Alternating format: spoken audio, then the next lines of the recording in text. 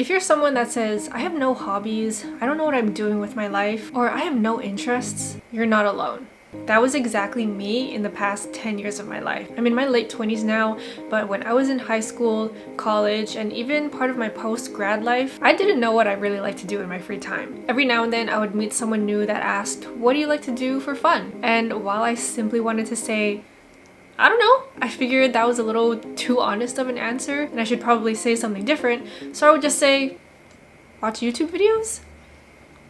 And now watching YouTube videos has evolved into watching TikToks and Reels and just mindlessly scrolling on social media, switching from one app to the next every 5 minutes. And over time, I just found myself being influenced by other people's opinions and interests, watching them live their lives and living it vicariously through them through a screen, instead of going out and actually living life on my own, doing things that I actually enjoy. And I think this also happened because I was overworking myself and I never allowed myself time to take a break and really figure out who I was outside of my job. I ended up losing sight of what I truly enjoy doing when I'm just me. Not marketing manager me, not freelancer me, not content creator me, just plain old me. And you know, there's nothing wrong with spending hours with your favorite content creator on YouTube, watching your favorite shows, or just scrolling your For You page, but these things just don't really say a lot about who I am as a person. And so I've been on a little self-discovery journey to try and rediscover some hobbies that I loved in the past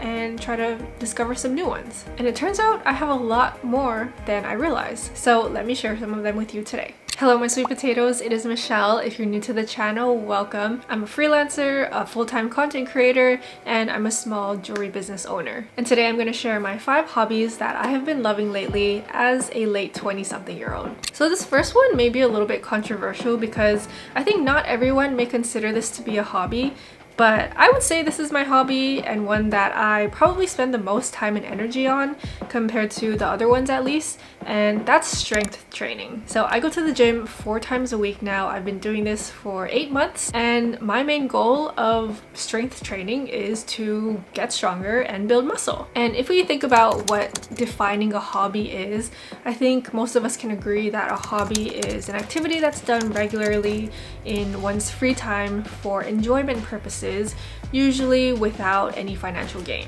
But I genuinely do enjoy working out, and I do consider it to be a hobby of mine. My boyfriend is gonna watch this video and be like, then why do you complain about going to the gym every time we go? And he's completely right. I do complain a lot. I usually say things like, oh, this exercise is too hard, my body hurts, I don't want to leave the bed. But I've decided that's just part of my experience. I am a complainer and I complain about things even if I do like them. That is a toxic trait of mine. So I may complain about things in the moment, but afterwards, when I think about the overall experience, I like it. I didn't always like going to the gym though. Like in the beginning, I absolutely dreaded it. I always used to say I am not comfortable going to the gym. I would rather do an at-home workout in the comfort of my own home. And I would do at-home workouts, at least try to, like once or twice a week. But even with my at-home workouts, I wasn't seeing a lot of results. And I was doing them for like half a year. So that's when I was more open to the idea of going to the gym. Plus, Kyle also really encouraged me to go because of health reasons, but also because he said it would be fun. And he already had a workout program that he was following, so I could just tag along with him and just follow exactly what he was doing. So that made it a lot easier for me to get started at the gym. So I have to give him credit for making it so easy for me. But at the start, even though it was so easy for me, I still kind of hated going because I was unsure of what I really wanted out of the gym. I still felt uncomfortable because I wasn't sure if I was doing things properly, but I stuck to it and I dragged my butt to the gym consistently, and eventually I actually started to like it, which I never thought would be possible. It took at least 4 months though of consistent training for me to see results finally, and it does feel like a long time. I think that's why so many people give up so soon, is because it can be really demotivating when you're doing something, putting in so much effort and time and not seeing results out of it. But like I said, it really does take time and patience, and once I finally started to see changes in my body and changes in how I felt, that's when I started to love it. I'm not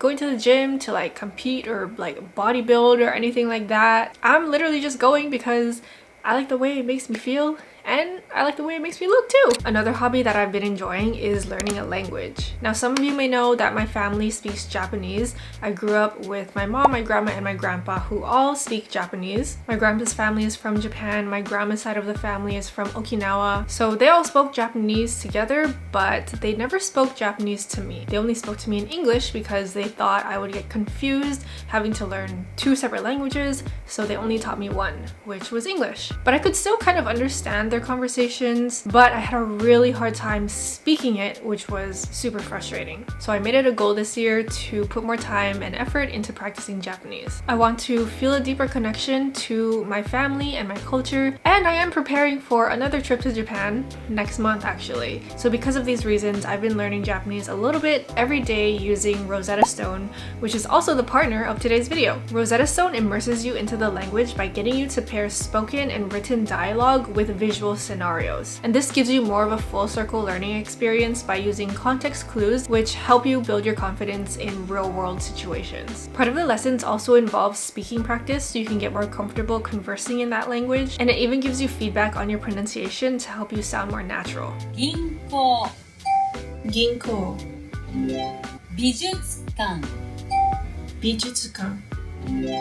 My grandma is one of my favorite persons in the world, and I cherish her so much. And her English is honestly amazing, but as she's gotten older, she's definitely been using more Japanese to speak with me. And I can understand her, but I want to be able to speak to her, respond to her back in Japanese as well. And that's why I love Rosetta Stone, because it actually makes me practice speaking. They have this stories section that actually lets you put your reading, writing, and speaking skills to practice with these little stories about Japanese culture or daily life experiences. So like I said, I've been trying to get better at speaking, but I also want to improve my kanji reading skills too. So what I like to do is toggle off the furigana so that it only shows the kanji.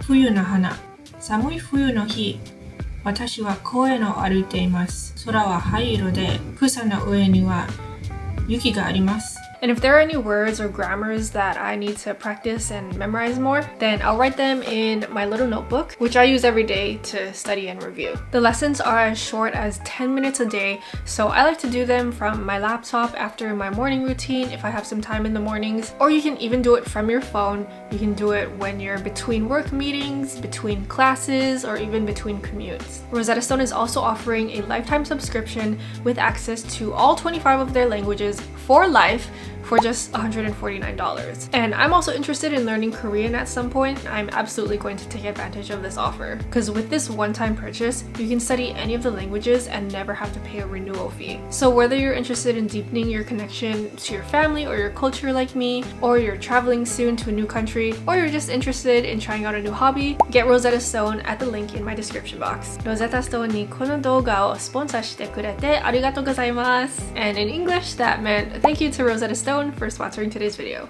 So with this whole discovering who I am and what I like journey, I saw someone say that you should think back to when you were a kid. What were the things that you did when you were younger that made you happy, made you laugh, and brought you joy? And for me, one of those things was actually making jewelry. I would spend hours at a time, days on end, just making little beaded bracelets, earrings, keychains, and things like that for my family and my friends. And also for myself, just because I found it to be fun. I had so many beads and strings and clasps, and these are all from my childhood. But I was lucky because my mom actually enjoyed it too, which is why I had so much supplies, because she would buy them and even make stuff out of the supplies as well. But yeah, it just made me so happy, and 2024 was the year that I wanted to heal my inner child, connect more with my inner child. So I wanted to tap into little me again and think back to things that made her happy. And making jewelry and making bracelets was definitely one of those things. But I actually took it a step further recently. I turned it into a business. So I've talked about my small business on YouTube before, but if you didn't know, I have my own small jewelry business called Bijou Komorebi, where I sell handmade beaded bracelets, necklaces, rings, earrings, as well as some other non-beaded gold-filled jewelry. But my main product and the most popular products are my beaded pieces. And here's a close-up of some of them. Now, you absolutely do not need to make a hobby a business. Like I said earlier, a hobby is typically something that you do without any financial gain. But in my case, I just felt compelled to create a business out of it, just try and see where it goes, and it's been working out pretty well. I started doing this in July 2023. It's been about 10 months since then. I've made hundreds of orders by myself, but I still love making jewelry. I love seeing all my pretty beads, the shiny metals, the cute packaging. I still even try to experiment and create new beaded patterns for myself, but a lot of them don't end up looking that great, so I just took them apart. But that's okay. It's the process that I love, and that's what hobbies are about. You enjoy it because you enjoy the process. And like, I wouldn't recommend turning a hobby into a business, because it's possible that you could end up hating your hobby in the end, because now it's not a hobby anymore, it's not a leisurely activity. But I do think that this is a really fun hobby that's easy to get into, that anyone can do. I was doing this as a child, and for me personally, even though it is a business now, I still really enjoy the process. Even fulfilling orders and just making the pieces themselves bring me so much joy. Speaking of my childhood, something else that I really enjoyed doing was playing video games. I spent so many hours of my day in elementary school, middle school, high school, sitting on my butt, just playing hours on my Game Boy, my Nintendo DS, my Wii, and my favorite games were Nintendogs, Mario Kart, and Animal Crossing. Animal Crossing is my most favorite game ever, and it all started because I bought my first Nintendo DS, and at the time they were doing a little promotion where you get a free game with the DS, and that free game was Animal Crossing Wild World. So after playing it for a while, suddenly I was obsessed. I played it non-stop. When summer break came around, I would wake up at like 6 a.m. just so I could go fishing and catch some bugs, and then go sell them to the sleazy raccoon so that I could make some bells to pay off my home loan, which I owed to the sleazy raccoon. You could talk to your villagers. There were so many events too that you could partake in. Visit your other friends' towns. Like, it was so much fun. And I played it on the DS version, the Wii version, and now I play the Switch version, which is Animal Crossing New Horizons. And I got a Switch specifically for this game. This game was huge during the pandemic, like right when COVID started. Everyone was playing it, and then everyone stopped playing it. But I do still play it sometimes. Have I gone 8 months without saying a word to my villagers?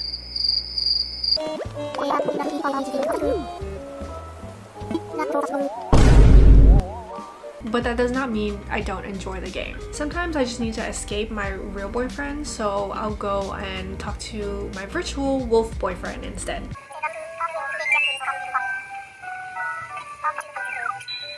So with this video game specifically, I do think part of my enjoyment comes from the fact that it's so nostalgic for me. Like, I grew up with these characters, I went through so many emotional phases with these characters. Like, they've made me angry, sad, happy.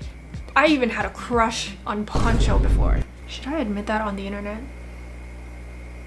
But I also love the designing aspect of this game. This is the first Animal Crossing game that lets you completely decorate your island and your home in any way you want, and it kind of lets me fulfill my dreams of being an interior designer without actually having to spend any of my real life money. But like, I also don't actually want to become an interior designer. I just enjoy home decor and think it's fun. And I'd actually love to know if you have any other recommendations for me for video games that are similar to Animal Crossing, because I would love to know and I would love to try them out, because like I said, I literally only play Animal Crossing. And the last hobby that I've been enjoying recently is reading. Now, this is a much newer one. I literally started like maybe a month and a half ago, but I started because I was having a lot of trouble sleeping. I wouldn't be able to stay asleep during the night, and I would have a really hard time trying to fall asleep. Like, it would take me so long and I would just be tossing and turning for hours. And what I would normally do before I go to bed is just scroll on social media. But I know that's not good, so I wanted to change up my routine and do something that didn't involve my phone. And that's when I figured I would try reading. And reading, I feel like, has become really popular. I mean, it's always been popular, but I feel like even more so now with the rise of book talk on TikTok. It feels like everyone's a reader, at least in like my circle of friends, and I'm kind of becoming to be one too. So I started by reading Powerless by Lauren Roberts, and it's a romantic fantasy, and it was so good. But keep in mind, it's been like 10 years since the last time I read a book for fun. So it took me a long time to get into reading again. That book took me like 2 to 3 weeks to get through. Plus it's a pretty good amount of pages. I think like almost 500. But every night I would do my little routine of getting my book, having some nice warm tea, cozying up in bed. And it was just so satisfying. And I would actually look forward every day to going to bed at night, because that's all I wanted to do. I think it also helped that the story itself was really well written, but after reading that book, I realized I was sleeping so much better, falling asleep faster, staying asleep the whole night. I woke up feeling more refreshed. So because of these positive effects that I was feeling, I decided to commit to reading. It was so much better for my mental health, but I'm not a physical book girly. Like, I don't like having a thick book. It's heavy, it takes up space. So I invested in a Kindle. And yes, this was an investment because these are not that cheap, but like I said, I'm committed. And it's just so much smaller, so much more sleek, so much easier to hold. And ever since I got this, I've been using it every single day, which has only been about 2 weeks. And since getting my Kindle, I have read 2 books so far. I read The Summer I Turned Pretty by Jenny Han and Powerful by Lauren Roberts, which is the second book of the Powerless series. And right now I'm also reading a third book, which is An Absolutely Remarkable Thing by Hank Green. I'm about 60% of the way done with that, so once I finish that, I already have my next book planned, which is Fourth Wing. So excited! So in like the 10 years that I haven't read a book for leisure, I thought reading was boring. I have no idea what made me think that. Somebody planted that in my head, and I've just stuck with it for like the past 10 years. But I realized like I used to love reading when I was younger, and now I realize that I still do. I guess I thought like reading only meant like self-help or like non-fiction books, but you can read whatever you want. I love fiction, fantasy, romance novels, and if that's all I want to read, if that's all you want to read, that's okay. And there we have it. This has been my journey of rediscovering old hobbies and exploring new ones. It's been quite a fulfilling experience, reminding me of what I truly enjoy and helping me connect with my own interests. If you felt like you've been just going through the motions lately, I hope this video inspires you to take a step back and think about the things that bring you joy. And remember that it's never too late to reignite your passions or find new ones. Thank you so much for watching this video. If you enjoyed it, give it a thumbs up, subscribe, and leave a comment down below what some of your hobbies are, or any hobbies that you would like to discover or rediscover. And I will see you in my next video. Bye!